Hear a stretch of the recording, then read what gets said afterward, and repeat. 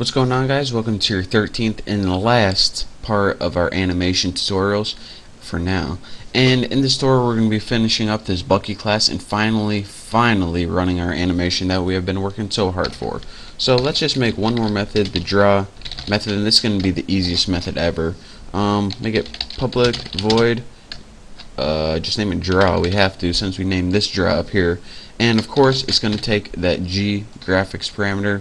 So graphics G, and in your body go ahead and we need to draw the background in whatever the image is. So put G dot draw image, and yep, it's gonna give me like 8,000 parameters. I had a feeling that would happen. Draw image, and of course the image you want to draw the background at 0 0 since you're on up here in the top left, and just put null. Don't need to worry about that.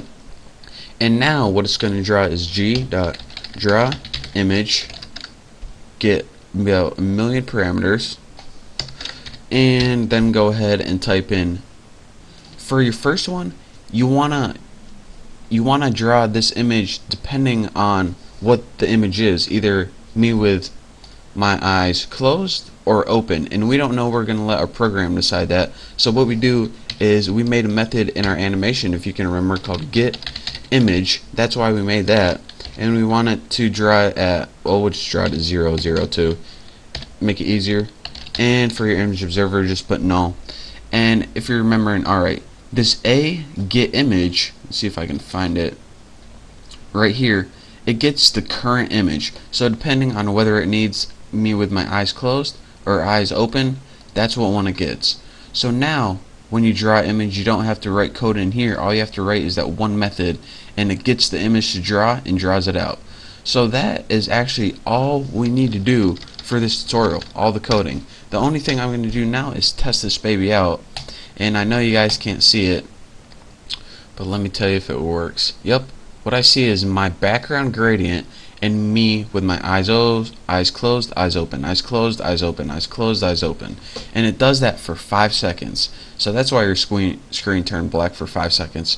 And here's a little visual representation of what I'm actually seeing. So it starts out me, and I would have a background, of course, aside from white, and it pretty much looks like this. Eyes closed, eyes open, eyes closed, eyes open, eyes closed, eyes open. And I took these screenshots before, so you know, that's why I'm able to do this. But I know you guys can't see when I show you on this tutorial. Whenever we do the animations, kind of sucks, but hey, with my screen recorder software, you got to deal with it, I guess. I'm trying. So that is how you pretty much animate cartoon style or still static animation, whatever you want to call it, in Java. There's also animation where you have like a face like this, and instead of just changing the image itself, it would like move around the screen, and that's what animation we're going to be learning later on. And both of these are very necessary to Java. And if you're wondering, alright, do you ever use a style of animation? Heck yeah. Like in Super Mario Brothers, where it's like the same image, but he has like his arms up and down when he's running. What they did is they just took one image and they changed his arms and legs to give us the appearance of him running. So if we ever wanted to do something like that, like make a cartoon character run, this is the kind of animation we would use. We would change the picture itself and also change the location, and that would give the appearance of him running.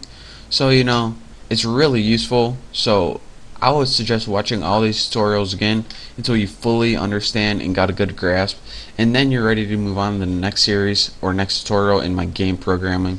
But thank you guys for watching right now. I can't wait to get more in depth and start creating some awesome stuff. Don't forget to subscribe, and I'll